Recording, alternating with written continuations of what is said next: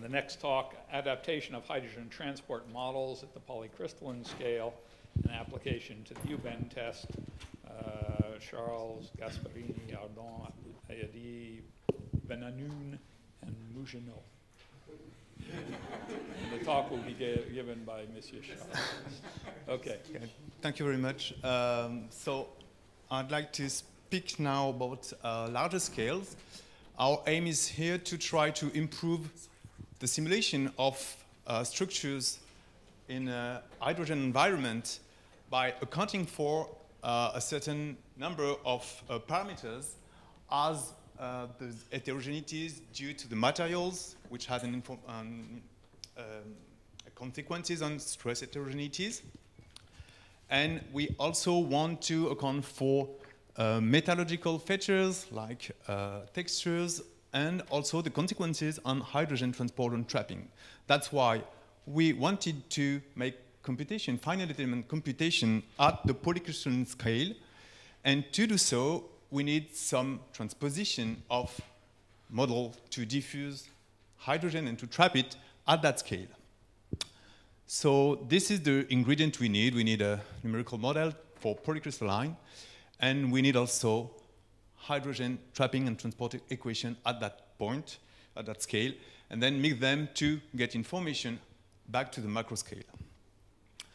So this is the outline of my talk. I just have one focus of the modeling assumptions and then an application of an industrial test, which is the Ubin one.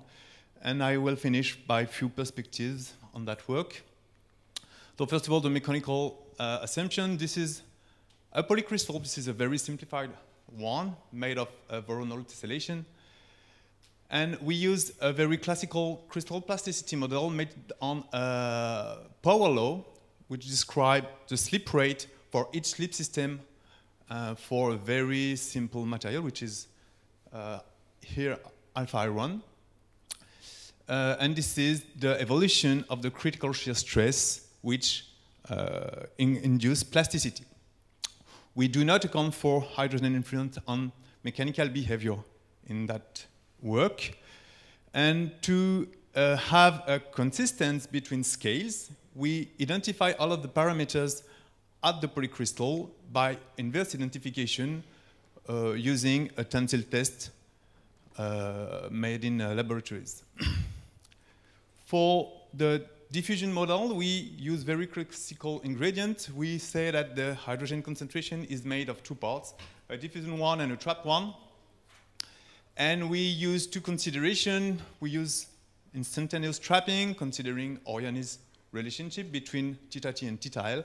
And we also consider the kinetic one based on McNabb-Foster equation. And last, we use the very classical equation of diffusion and trapping, accounting for stray states, even if it has been said that it's not very correct. And the evolution of the trap density, saying that there is only the plastic deformation which acts as a modifier of the trap density. And everything is implemented in Abacus with a lot of user development subroutines. The point is that in our development, we resolve mechanical and diffusion problems at the same time, that at the end we've got both fields solved.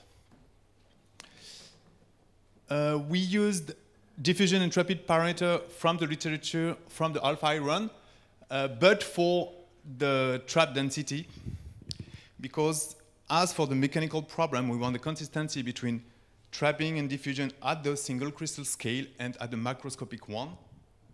Oh, sorry. So what we have made is a transition model made of a polycrystal in here. Sorry. So what we've made is that we've predeformed that samples first, and then we allow hydrogen to diffuse in trap, accounting for both, for two mechanical behavior, the homogeneous one and the polycrystal one. At the end, we compute the average concentration in here, and we identify the time lag, saying that the time lag is proportional to the trap density. And then we compare. So this is the results, considering homogeneous sample with various height, and we've got proportionality coefficient identified from the NT value from the literature. If we do the same with the polycrystalline sample computed with the very same ingredients, we've got a slope which is quite twice higher than for the homogeneous model. That means that the transposition, the direct transposition for macroscopic to polycrystalline scale for the trap density is not consistent. So what we have done is just a very harsh hypothesis. We just say that the trap density at the crystal scale is quite twice lower than the more homogeneous one in order to have both curves corresponding. And thus, we are able to make computations at the crystal scales which are consistent with the macroscopic one. And we apply that on the Ubin test, which is a very simple test which consists to make a U with a metallic sheet. And we put that sample in a corrosive solution. And after a certain time, we are able to get hydrogen-induced cracks. So we have made a 3D computation of that.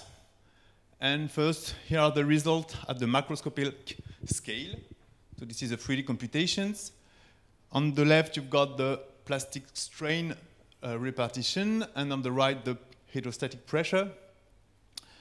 And we use that fields to get the boundary condition for the polycrystallite simulation. We say that the polycrystal is located in here, and we get all of the displacement field and the concentration fields from this computation as boundary condition for our polycrystal. So this is the variation of the diffusion and trap concentration in the samples, considering here a kinetic trapping and a total an instantaneous trapping. This is quite different because this is not really the same process we model. And here is the result in terms of average concentration of the sample. And what we see is that if we use a transient trapping approach, we've got a very fast increase of both trapped and diffusive concentration. But for the transient trapping process, the trap concentration evolves much more lower. That means that here we are still not at the steady state. Then we make computation on the polycrystals, and we are able to get the evolution of these fields with time, accounting for heterogeneities due to stress, due to mechanical fields, and to plastic stress too. We can make a comparison between the two computations. So we make the whole process again, but this time using homogeneous fields. And we check the differences induced by the stress heterogeneities on the results on the trapped hydrogen concentration. I don't know, it's very difficult to see, but you've got in blue, in dark blue in here, the kinetic trapping, and in very light blue, the instantaneous one. The variation of the instantaneous trapping is an increasing dispersions of the concentration populations. And from this computation, we can get an indication of the ability of the samples to make a crack with the probability that very high stress point reach very high concentration point. So, So our model allows us to make a full computation of mechanical and diffusion problems, accounting for very complex mechanical loads at both scales, macroscopic and polycrystalline scale. And we are able to ensure that both fields are consistent because we take care about the scale transition. We are currently developing, expanding that approach by accounting for multi-trapping and thermal fields. And we are also working on accounting for hydrogen vacancy interactions, vacancy cluster interactions to go towards bubble creation and blistering formation in samples. And we also are working on the improvement and traffic description at the polycrystalline scale, and especially we are working on the dragging by dislocation. And I just want to show you a few results we've got. This is not really hydrogen dragging, but it's just the transposition of that Fania approach at that scales. That Fania proposed to add just another flux to the classical diffusion equation based on a mobile trap density in here. The adaptation we've made is to link that flux to the slip system in here and to the slip rate. So we've got a generalized equation in here. And if we made experiments, numerical experiments of such an approach on a single crystal with a selected orientation, we are able to link that flux to the orientation. So this is here iron single crystal solicited in a -1 to 3 direction in order to get only one active slip system. But if so this is the evolution of the concentration inside the sample, which is in the direction of the slip. If we use the same computation in a 1-1-1 oriented single crystal, we've got 6 equivalent slip system activated, and thus this leads to transport of hydrogen towards the traction direction. Thank you very much. And we have time for a few questions. Yes? Do you see the effect of instantaneous and transient trapping on diffusivity? How does diffusivity change? Of diffusivity, you mean on apparent diffusivity? Yeah. We don't really look at that, but if you check the fields in here, for example, what you can see is that in here you are at steady state for the instantaneous trapping, but you're not for the kinetic one. So, depending on the kinetics of the parameter in the McNabb-Foster equation, it depends. In fact, in here what you've got, this is K is only the ratio between P and K. If you multiply K and P by 100, you've got the same instantaneous trapping, but you won't have the same kinetic process. So there is a strong effect. So, I mean, what's your expectation? Like, by how many orders the diffusivity will change? It depends on the parameter you put. Numerically, it depends. After you've got experiment that gives you this parameter, then you should take this one.